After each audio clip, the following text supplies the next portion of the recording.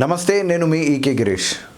ముందుగా నాకు జ్ఞానభిక్ష ప్రసాదించినటువంటి శ్రీ బాలా త్రిపుర సుందరి అమ్మవారి పాదపద్మాలకు నమస్కారం తెలియజేసుకుంటున్నాను. అలాగే నా జన్మనిచ్చినటువంటి నా తల్లిదండ్రుల యొక్క చరణాలకు నమస్కారం తెలియజేసుకుంటూ, సో మీరు వెయిట్ చేస్తున్న మనీ మ్యాట్రిక్స్ పార్ట్ 6 అంతేనా? ఓకే. సో ఈరోజు టాపిక్ ఏంటి అని అంటే, మనీ ఎర్నింగ్స్ అనే దాంట్లో ఏం జరుగుతాయి, అసలు ఎలా జరుగుతుంది. దీని మీద భగవద్గీతలో ఒకటి ఉంది, విషయ జ్ఞానం మీద సదా మనన చేయువాడు దాని మీద అనురాగం అధికమై అది కామముగా మారి చివరికి క్రోధమగును. దీనివల్ల మనుజుని యొక్క జ్ఞాపక శక్తి నశించి చివరికి అధోగతి పొందును. సో మనీ అన్నది మన దగ్గరికి రావాలి అని అంటే మన దగ్గర ఆరా ఉండాలి, and at the same time frequencies ఉండాలి, దానికి లాంగ్ టర్మ్ టైం అన్నది కూడా ఉండాలి. లేకపోతే ఏ బుడబుక్కలోడు చెప్పాడనో లేకపోతే ఇంకెవరో మిడతల మొహోడు చెప్పాడని చెప్పో మీరు కనుక దాన్ని ఫాలో అయిపోయి నేను కోటీశ్వరుని అవ్వాలి అని చెప్పి డీప్ థింకింగ్ దాని మీదే ప్రాక్టీస్ చేసుకుంటూ వెళ్తే జరిగేటువంటి నష్టాలు ఎలా ఉంటాయి అనే దాని మీద ఈరోజు మనం డిస్కషన్ చేద్దాం. సో బేసికల్గా ఏం జరుగుతుంది, లా ఆఫ్ అట్రాక్షన్ నిజమా అబద్ధమా అంటే 100కి కాదు 1,000,000% నిజం. 100కి కాదు 1,000,000% నిజం, అది జరిగి తీరుతుంది. కానీ దానికి కంపాటబిలిటీ అన్నటువంటి ఎనర్జీ ఉంటుంది. కంపాటబిలిటీ అని అంటే ప్రస్తుతం నీ భవిష్యత్తు ఈరోజు మరియు నీ గతం మీద ఆధారపడి ఉంటుంది. సో ఈ రెండిట్లో సంచిత కర్మలు అనేవి క్లియర్ కాకుండా వర్తమాన భవిష్యత్తులు అనేవి నిర్మితం అవ్వవు. ఒకవేళ అది వచ్చినా కూడా అడ్డుపడుతుంది. మీరేంటంటే సంచిత కర్మలు అని చెప్పేసి ఊదర కొడతా ఉన్నారు. ఇంతకుముందు మిగిలిన వాళ్ళందరూ నువ్వు అనుకో అయిపోతుంది, ఏమి లేవు, సంచితాలు లేవు, గించితాలు లేవు, గ్రహాలు లేవు, పాడు లేదు, అది ఇది అని అంటున్నారు. అంతేందుకు మీరు కూడా అదే కదా చెప్పారు ఇంతకుముందు కాలంలో అని అంటే, ఎస్ ముమ్మాటికి నిజమే, మనం అనుకుంటే అన్నీ అయిపోతాయి కాదంటలేదు. కానీ సంచితాలు అంటే ఏంటన్నది ముందుగా అర్థం చేసుకోండి. నేను ఒకటి ఆలోచించానండి. నిన్నటువంటి నా ఆర్థిక పరిస్థితుల దృష్ట్యా అంటే నిన్నంటే 2 years బ్యాకో 3 years బ్యాకో 4 years బ్యాకో అప్పుడు కూడా నేను మనిషినే కదా. సో నేను అప్పుడున్నటువంటి పరిస్థితుల దృష్ట్యా నేనేమో అలా ఆలోచించుండొచ్చు, నాకు ఏమొద్దు, నాకు ఈ జీవితం అంతా ప్రశాంతంగా బతికేటువంటి జీవితం కనుక దేవుడిచ్చాడు అంటే ఏదో సినిమా చూసుంటా, లేదా ఒక పుస్తకం చదువుంటా, లేకపోతే బాగా డబ్బు ఉన్నటువంటి వ్యక్తి చూసి అతను ఫెయిల్యూర్ అయిపోయినటువంటి విధానాన్ని ఇంకేదో చూసో భయపడో, లేకపోతే ఇంట్లో ఉన్నటువంటి పరిస్థితుల్లో, లేకపోతే భవిష్యత్తు మీద నాకు ఆశాజనకంగా లేకపోవడం వల్ల, జీవితం మీద విరక్తో మొదలైనటువంటి కారణాల వల్ల నేనేం కోరుకున్నాను, నాకు అటువంటి లైఫ్ వద్దురా బాబు, నేను నార్మల్గా ఉంటే చాలు అని చెప్పి నేను కోరుకొని ఉన్నాను.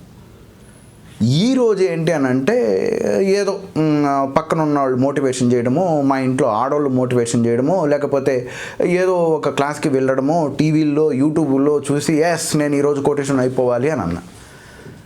A = B అన్నప్పుడు B = A కదా.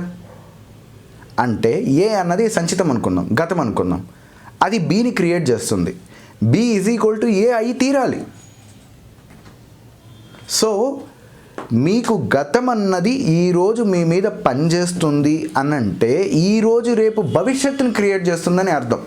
మీరు కోటీశ్వరులు అవుతారు అన్నది ఎంత నిజమో గతంలో ఆలోచించినటువంటి ఆలోచనలు కూడా పని చేయాలన్నది అంతే నిజం. దాన్ని ఎవ్వడు ఆపలేడు. ఆ రోజు మన పరిస్థితి ఏంటి, గతంలో ఆలోచించిన ఆలోచనలు దేని మీద ఆధారపడి ఉన్నాయి, అవి సంచితాల మీద ఆధారపడి మన జీవితంలోకి వస్తున్నాయి. అలా వచ్చినటువంటి ఆలోచనలు మన జీవితంలోకి వాస్తవ రూపం దాల్చి ఇబ్బంది పెడుతున్నాయి. అది ఏదన్నా సిల్లీ థింగ్ కూడా కావచ్చు, లేకపోతే భారీ స్థాయి ఉంటుంది. ఈ ప్రోగ్రామ్ని అర్థం చేసుకోవడం అంత ఆషామాషి బ్రెయిన్లకి అర్థం కాదు. దాన్ని పరిపూర్ణంగా అర్థం చేసుకోవాలంటే చాలా చాలా చాలా చాలా నాలెడ్జ్ కావాలి, మాస్టరీ నాలెడ్జ్ కావాలి. ఓకే, ఏదో నాకంతా తెలుసు, నేను యూనివర్స్తో డైలీ రోజు ఫోన్లో మాట్లాడతానన్నా కూడా అది విందు. దానికి సూక్ష్మం అంటే ఏంటో తెలియాలి. Law of compatibility, law of attraction, దీనికి కాంబినేషన్స్ అనేవి ఆధారపడతాయి. సో ఆ పూర్వపు కర్మలు అనేవి కంప్లీట్ దగ్ధమయ్యేంత వరకు భవిష్యత్ కర్మలు నిర్మితం కావు. మీరు ఒకటే గుర్తుపెట్టుకోండి, నేను కోటీశ్వరుని కావాలనుకుంటున్నానండి, నా దగ్గర 10 లక్షలు రావాలి అని అనుకుంటున్నానండి, వస్తాయా? వస్తాయి. ఈరోజు మీరు కోరుకుంటున్నారు కాబట్టి రేపు భవిష్యత్తులో అవుతుంది. కానీ గతంలో కూడా ఇలాంటి కోరికలే కోరుకుని ఉన్నారు కదా. నేను ఎక్కడ అప్పుల పాలైపోతానేమో, నేను ఇలాంటివి చేస్తే అని అనుకుంటే అప్పు అవ్వాలి. 10 లక్షలు వచ్చింది, 10 లక్షలు అప్పు 2 కలిసాయి, ఏమైంది? 0 అయ్యింది. సంపాదించారు, బాగానే ఉంది, కానీ మొత్తం పోయాయి. ఏమొచ్చింది? అందుకని ఈ థియరీ అర్థం కావాలి అని అంటే ఖచ్చితంగా మాస్టరీ క్లాసెస్లోకి ఎంటర్ అవ్వాల్సిందే. లేకపోతే చాలా చాలా ప్రమాదాలు ఉన్నాయి భవిష్యత్తులో.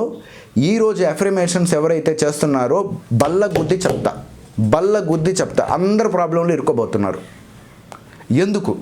ఒక్క ఎగ్జాంపుల్ మీరు చెప్పండి. ఒక్క ఎగ్జాంపుల్ ఎందుకు? ఒకటే ఒక పాయింట్. కోరికలు దుఃఖానికి కారణమవుతున్నవి. ఈ ఒక్క స్టేట్మెంట్ లైన్ని నేను తీసుకొని ఈరోజు కోటీశ్వర్లు కావాలనుకున్నటువంటి ప్రతి ఒక్కరు ఎఫర్మేషన్స్, లా ఆఫ్ అట్రాక్షన్ మీద డిపెండ్ అవుతున్నటువంటి ప్రతి ఒక్కరు కష్టాలు పడబోతున్నారు. ఆ ఒక్క పాయింట్ చాలు. కోరికలు దుఃఖానికి కారణమవుతున్నాయి. కోరికలు అనేవి దుఃఖానికి కారణం కాకుండా ఉండాలంటే ఏం చేయాలి అన్నదే మనీ మ్యాట్రిక్స్. అర్థమైందా? సో నేను మిమ్మల్ని ఏదో భయపెడుతున్నానో లేకపోతే ఇదేదో మీ లోపల ఒక కొత్త అపోహను పుట్టిస్తున్నాను అని చెప్పని అనుకోమాకండి. దిట్స్ అ కంప్లీట్ గైడ్లైన్స్. ఈ లైఫ్లో అన్నది మనం ముందుకు వెళ్ళాలి అని అనుకున్నప్పుడు ఇలాంటివన్నీ ఫాలో అవ్వాలి. ఒకరికి ఏదో జరిగింది, ఫెయిల్యూర్ అయ్యారు అన్నంత మాత్రం అందరికీ ఉంటుందా అని అంటే ఎస్, కోరికలు దుఃఖానికి కారణమవుతాయి. అది గుర్తుపెట్టుకోండి. మంచి అందమైన భార్య కావాలి అని చెప్పేసి అనుకుంటాడు, తర్వాత ఆమె సహకరించదు. ఇంట్లో కావచ్చు, వేరే రకంగా కావచ్చు, అనేక రకాలుగా కావచ్చు. తర్వాత మంచి జాబ్ కావాలి అని అనుకుంటారు. నాకు ఆ జాబ్ వస్తే చాలు సార్, నేను హ్యాపీగా ఉంటాను. వేలకు వేలు ఖర్చు పెట్టి జాబుల్లో కోర్సులు చేసి జాబ్కి వెళ్తారు. జాబ్కి వెళ్ళినటువంటి వాడు జాబ్కి వెళ్ళే ముందు ఉన్నంత ఇంట్రెస్ట్ తర్వాత ఉందా? ఎందుకనంటే కోరిక అడిగి నెరవేరింది, తర్వాత ఉండేది దుఃఖం. తరువాత ఫలానా కోర్స్ చేయాలన్నటువంటి విద్యార్థి ముందు I want to do computer science in BTech అంటారు. ఆ టెక్లోకి వెళ్ళిన తర్వాత ఒకటే అంటారు, ఏమి టెక్, ఏంది జీవితం అని చెప్పేసి. మీరు కావాలంటే బాగా అబ్జర్వ్ చేయండి. ప్రతి కోరిక వెనకాల దుఃఖం అన్నది ఖచ్చితంగా ఉండి ఉంటుంది. దాన్ని అర్థం చేసుకోవాలి అని అంటే ఏం చేయాలి? క్లాస్కి రావాల్సి ఉంటుంది. అలాగే మీలో నిజంగా చాలామంది నాకు ఈ మధ్యకాలంలో ఎక్కువగా మెసేజెస్ చేస్తున్నారు, సార్ మీరు ఎలాగైనా మళ్ళీ కుబేరా క్లాస్ పెట్టండి, మేము అందరం జాయిన్ అవుతామని చెప్పి. ఇప్పటికే నాకు almost 50 to 60 members online class తీసుకురావడానికి రెడీగా ఉన్నారు.